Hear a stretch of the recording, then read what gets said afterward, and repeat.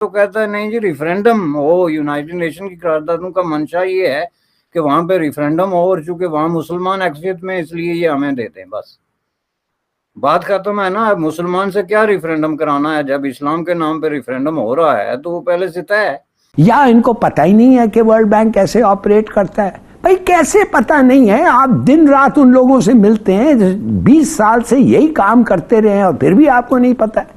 मैं आपको बताता हूं रामीन क्या हो गया है कि हम यहाँ पे नारे लगा रहे हैं कश्मीर बनेगा पाकिस्तान, कश्मीर बनेगा ये और वो, और वहाँ पे इंडिया वाले प्रैक्टिकली काम कर रहे हैं और बहुत ज्यादा डेवलपमेंट कर रहे हैं। तो पाकिस्तान को साउथ एशिया की सबसे ज्यादा लोएस्ट इकोनॉमी वाली कंट्री कंसीडर किया गया है, जिसके बाद यूएई ने कहा कि पाकिस्तान को चाहिए कि अपने इर्द गिर्द के तमाम ममालिक से ताल्लुकात बेहतर कर ले, इंक्लूडिंग इंडिया। और भिकमंगों का ये ग्रोह जिनीवा 10 अरब डॉलर की भीख पे ना फुदकता फिर रहा है। पाकिस्तान एक ऐसी कश्ती है जिसके सवार भी उसके अंदर सौराख कर रहे हैं, जिसके मल्लाह उसके चप्पू तोड़ चुके हैं। Suddenly out of the blue आपके पैसे खत्म हो जाएंगे और आप देखेंगे लोग दुकानें बंद। यही हुआ श्रीलंका में, और श्रीलंका $2000 पर ईयर इनकम है और हमारा एवरेज इनकम है $1500 a ईयर, और वो खत्म हो गया। इसमें पाकिस्तान दुनिया की कोई लड़ाई किसी मुल्क से नहीं लड़ सकता, इवन अफगानिस्तान जैसे मुल्क से नहीं लड़ सकता।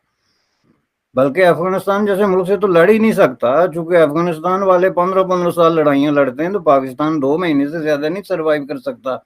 नमस्कार दोस्तों, अगले महीने पाकिस्तान को $8.3 बिलियन का कर्ज अदा करना है। सत्ता में आने के बाद से शहबाज शरीफ लगातार कोशिश कर रहे हैं कि पाकिस्तान डिफॉल्ट होने से बच जाए, लेकिन यह संभव नहीं है। इस बात को पूरा पाकिस्तान जान चुका है। अभी हाल ही में पाकिस्तान के प्रधानमंत्री शहबाज शरीफ ने प्रधानमंत्री मोदी से बातचीत करने की इच्छा जताई है। समय समय पर पाकिस्तान भारत के सामने आखिर क्यों सरेंडर कर रहा है? क्योंकि ना उसका जिगरी दोस्त चीन अब उसकी मदद करने को आगे आ रहा है, और ना इस्लामिक राष्ट्र। अमेरिका तो उसकी दोगली चाल से पहले ही खफा बैठा है। पाकिस्तान को अब ये अच्छी तरह समझ आ चुका है कि उसकी डूबती नैया को अब सिर्फ भारत ही पार लगा सकता है। तो पाकिस्तान ने यूएई को कहा है कि हमारी भारत से बात कराएं। आपको कितने को प्रोस्पेक्ट्स नजर आते हैं सर इसके? देखें जी, पाकिस्तान की ये ख्वाहिश है, जो सैन माइंड है उसकी ये ख्वाहिश तो है, लेकिन उसके साथ जो एसोसिएटेड इश्यूज हैं वो बड़े कॉम्प्लेक्स और प्रॉब्लमेटिक हैं। असल प्रॉब्लम ये है, ये बात नहीं। आप मुझे सबसे बड़ा कोई बड़े से बड़ा आकेशी दिखा दें पाकिस्तान की पॉलिटिक्स ने जिसने आउटराइटली ये कहा हो कि नहीं जी इंडिया से बात होनी ही नहीं चाहिए। इवन जनरल ज़ियाउल हक जैसा आदमी जो बुनियादी तौर पे एक जहादी कुव्वत और उसका प्रोमोटर था, उसने भी जाहिर है, बल्कि उसने सबसे ज्यादा डिप्लोमेसी की और इस तरीके से जो है रिलेशनशिप जो है उसको नॉर्मलाइज करने की कोशिश की। लेकिन उनका प्रॉब्लम ये है, जैसा कि मैंने कहा, कि वो एक पॉइंट तक ये बात करते हैं और जब रियल इश्यूज सामने आ जाते हैं जो उनके दरमियान डिस्प्यूटेड हैं, तो उस पे आके तो फिर वो अपनी पुरानी पोजीशन पे, जिसको आप कहते हैं ना 2 कदम आगे 1 कदम पीछे वाली बात है, कि मसलन सबसे पहले जब ये वो अमन की बात करना शुरू करते हैं तो मसला कश्मीर को निकाल के सामने रख देते हैं, जैसे अभी हुआ।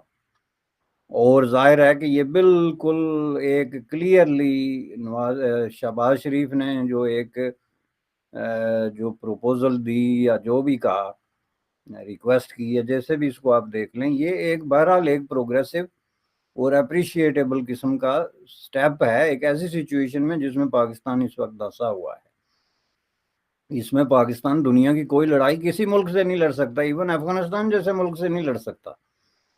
बल्कि अफगानिस्तान जैसे मुल्क से तो लड़ ही नहीं सकता, चूंकि अफगानिस्तान वाले 15-15 साल लड़ाइयां लड़ते हैं, तो पाकिस्तान 2 महीने से ज्यादा नहीं सरवाइव कर सकता किसी भी लड़ाई में। क्योंकि जब आप अपनी फौजें मोबिलाइज करते हैं, इक्विपमेंट मोबिलाइज करते हैं, तो मिलियंस ऑफ डॉलर चाहिए होते हैं उनको करने के लिए। तो अफगानिस्तान कोई चीज मोबिलाइज नहीं करता, वो खुद इधर उधर पहाड़ों पे चढ़ के बैठ जाते हैं, हम लड़ाई लड़ रहे हैं, बस बात खत्म। तो इंडिया से तो लड़ाई जो है वो आप देख लें कि उसका क्या इन्होंने जो पीछे लड़ाइयाँ लड़ी थी, तो आपका क्या मतलब है कि दुनिया की सबसे शॉर्टेस्ट तरीन लड़ाइयाँ क्यों इंडिया और पाकिस्तान के साथ हुई थी? कि इनके पैसे खत्म हो गए थे, इनकी पीछे से इमदादें बंद हो गई थी। तो वो जो ही उन्होंने देखा कि पैसे खत्म हो गए, पीछे से कोई इमदाद नहीं दे रहा, तो उन्होंने कहा लड़ाई बंद। अब ये उस वक्त की बात कर रहा हूँ जब लड़ाई इतनी महंगी भी नहीं थी, वो तोपें जो है वो घसीट के ले जानी पड़ती थी या इस तरह के। आज के दौर में आप जो है वो जो जदीद मशीनरी और ये F-16 और ये चीज़ें जब एक्टिवेट करते हैं तो उनके पुर्जे, उनकी मेंटेनेंस, उनका फ्यूल, बहुत सारी टेक्नोलॉजी, वो चीज़ें मिलियंस ऑफ डॉलर का तकाजा करती है। तो इसमें किसी को क्या शक है कि पाकिस्तान और इंडिया जो है उनको अमन की तरफ जाना चाहिए। इसलिए शहबाज शरीफ ने बात दुरुस्त की, लेकिन ये क्या बात की कि सिर्फ 1 घंटे बाद उसके अपने ऑफिस से उसके साथ जो है आपने एक शर्त लगा दी, और वो शर्त भी 9 मन की और राधा नाचे वाली है, वो कोई मामूली शर्त नहीं है। यानी दूसरे अल्फाज में कश्मीर दे दें। जो ही पाकिस्तान कश्मीर का जिक्र करता है उसके साथ मुसीबत ये है कि साथ में कहता है कि वो ना सिर्फ दे दें बल्कि यूनाइटेड नेशन की करारदादों के मुताबिक दे दें, और उसमें आगे मजीद नीटी ग्रीटी में जाता है तो कहता है नहीं जी रिफरेंडम हो। यूनाइटेड नेशन की करारदादों का मंशा ये है कि वहाँ पे रिफरेंडम हो, और चूंकि वहाँ मुसलमान अक्सरियत में इसलिए ये हमें देते हैं। बस बात खत्म है ना। मुसलमान से क्या रिफरेंडम कराना है? जब इस्लाम के नाम पे रिफरेंडम हो रहा है तो वो पहले से तय है। तो इसलिए आप अगर इस तरह की शर्तें लेके तो कहेंगे जी हम अमन चाहते हैं और इंडिया नहीं मान रहा, तो मैं समझता हूँ कि ये अपनी मजाक उड़ाने वाली बात है।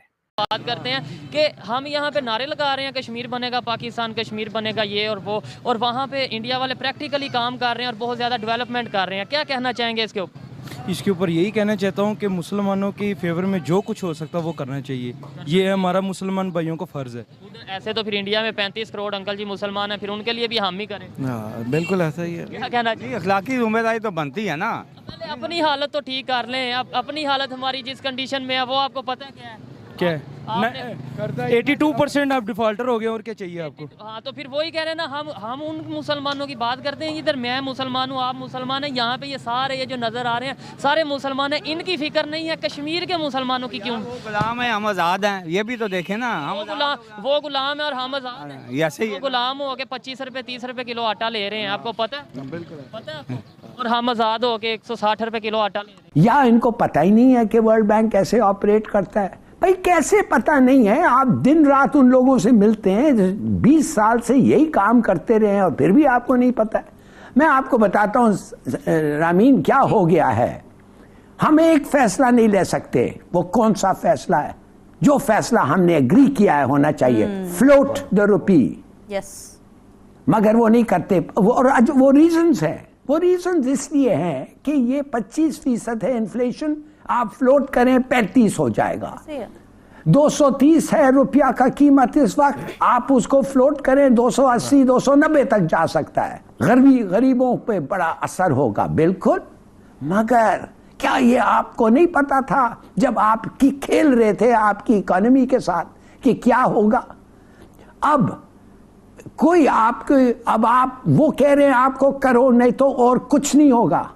और Japan, sorry UAE, Saudi Arabia और क्या कहते हैं UAE, सऊदी अरेबिया और एक और मुल्क कतर, नहीं कतर नहीं, चाइना, उन्होंने कहा है बच्चों दो उनको पैसे and keep within the program, otherwise हमारे से भी कुछ नहीं मिलेगा। अगर आपके पास वो कुव्वत नहीं है, you don't have the strength to withstand pressure, तो आते क्यों है गवर्नमेंट को? वो क्या कहते हैं अंग्रेजी में, you can't stand the heat in the kitchen, don't come in to the kitchen.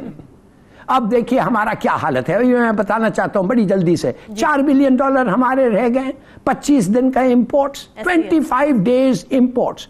Remittances आपके मंथ बाय मंथ कम हो रहे हैं। क्यों? कि लोग नहीं भेज रहे हैं रिमिटेंसेस थ्रू बैंक्स, जो पैसे आपको मिले वो हुंडी से भेज रहे हैं। बिल्कुल।